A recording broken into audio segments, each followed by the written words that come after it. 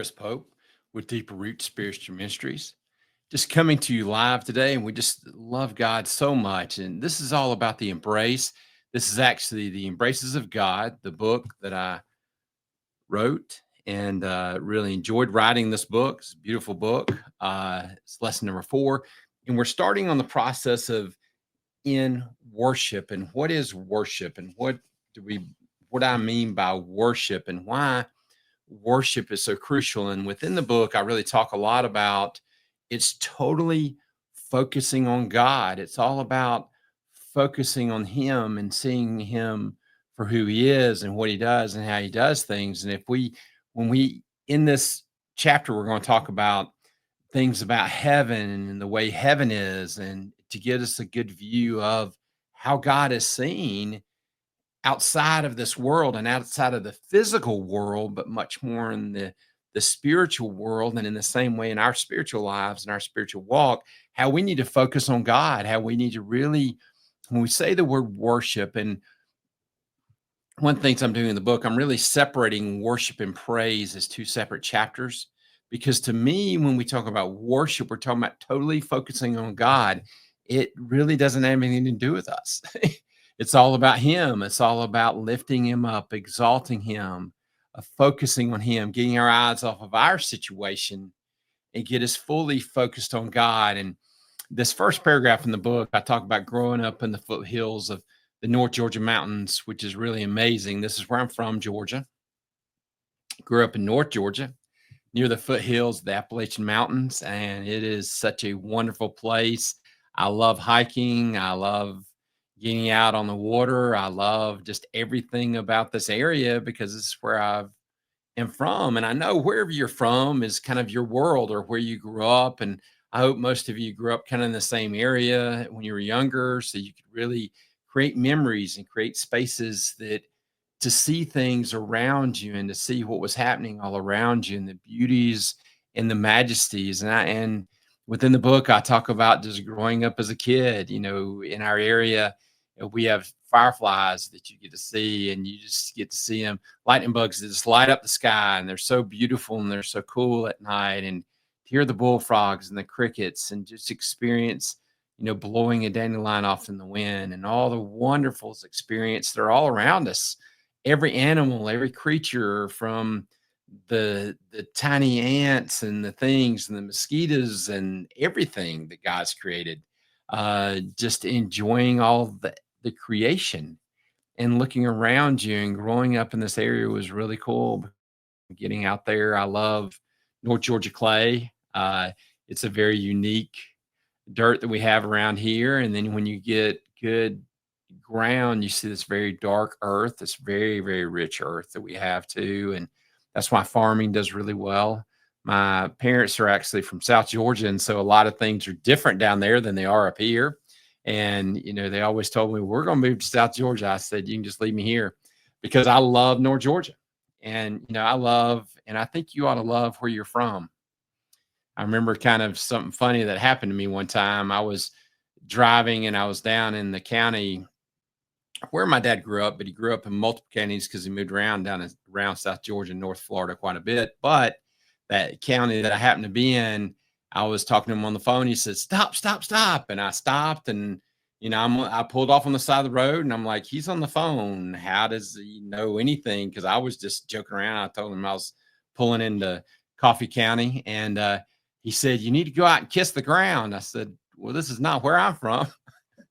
And for him, it's beautiful. And again, wherever you're from, embracing that and seeing the beauty of God's creation all around you, and to understand how everything around us is worshiping God continually, from the oceans and the deserts and wherever you grow up, the swamps, wherever it is, it doesn't matter where you grow up, but all of it is looking into heaven. I've always been amazed how the trees just hold their branch up to God, and they just worship the living God continually. How the animals worship God, how they praise, how they do their created purpose, every one of them, and they survive. And I'm always amazed by plants and how hard they fight just to live in whatever their circumstance, whatever their situation, if they're in a forest or they're by themselves or whatever the situation is, they don't think and analyze. I talk about often in my ministry how plants, they are physical bodies, but they have no soul and they have no spirit. Where animals, they have a body, physical body, but they also have a soul. You can tell they have certain amount of intelligence. They think through certain things. They are problem solvers. They do have emotions. They do have gearings. And that's why I think a lot of people embrace pets, because we can see that emotion in them, but they don't have a spirit like we do.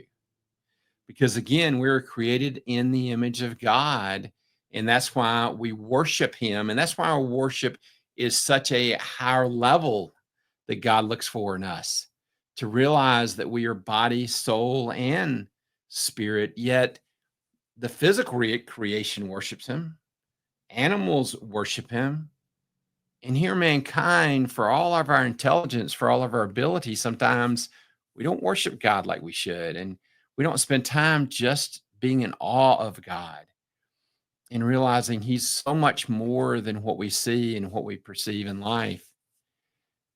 I just feel like in the book, this is one of the sentences that I wrote is, God is worshiped in every breeze, telling us how much he loves us and how much he truly desires to have a relationship with us. That God on every breeze all around us is speaking to us, and we get so caught up. When I was younger, we had songs about stop and smell the roses. Take time to understand that you are loved, you are valuable to God, and God is reaching out to you exactly where you are and genuinely cares about you and understands you.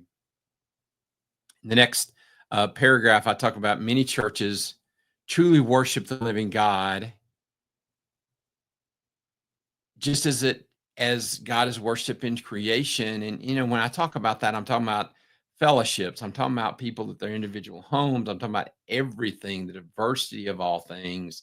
And it's beautiful in so many of our churches and so many of our fellowships of worship, how God is worshiped. And someone asked me one time, well, how am I supposed to worship God? I said, that's what you enjoy worshiping.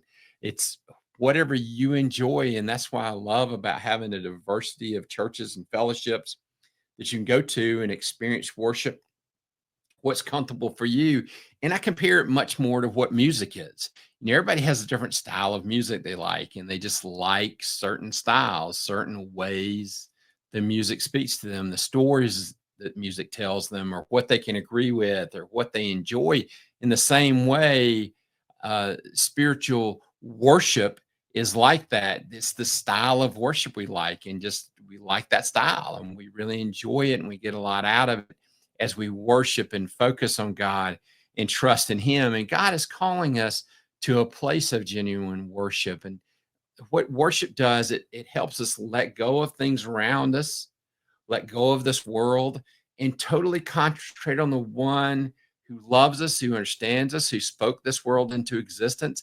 It takes us to greater levels of understanding of God. And just when we worship him, we're just going into that level of just truly letting go, because God doesn't control us. He doesn't manipulate us. There's only good in him, and he expects us to follow him in worship, and just loving him for who he is, and just enjoying and being embraced by that, and letting go of all things. So God is so amazing.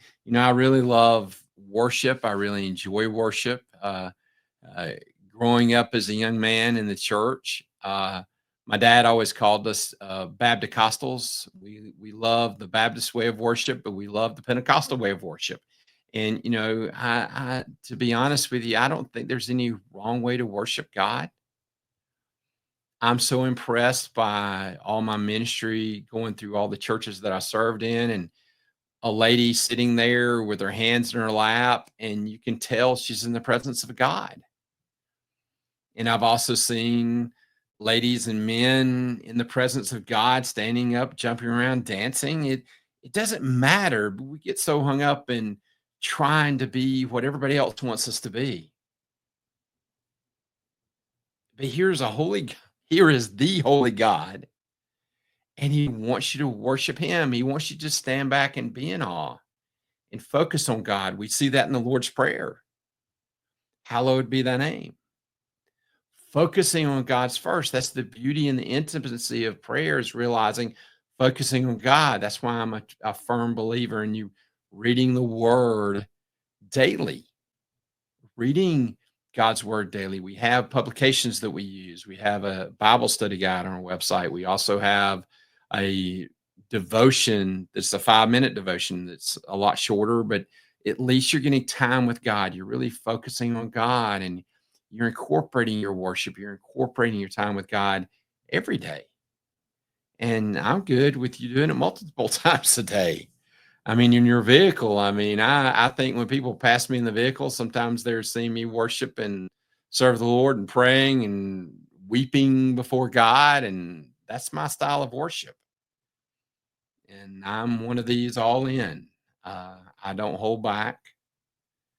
But again, it doesn't matter how I worship or how you worship. The main key is, do you worship every day? Do you really worship and totally focus on our God every day? That's the most important part of this. And that's why, again, I wrote the book the way I did. But again, thank you. My name is Chris Pope with Deeper Root Spiritual Ministries. I love you, but God loves you more. God bless.